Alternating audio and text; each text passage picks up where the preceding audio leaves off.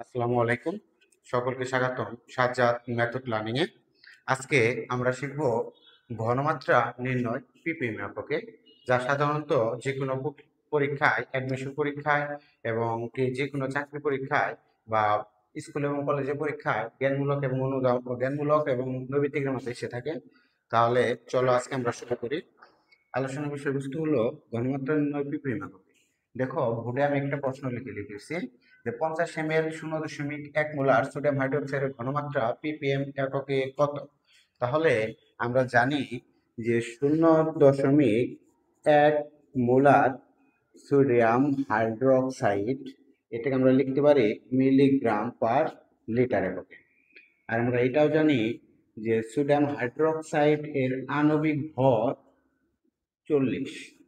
এটার সঙ্গে আমরা লিখতে পারি 1 মোল সোডিয়াম হাইড্রোক্সাইড, এই পর্যন্ত আমরা লিখতে পারি।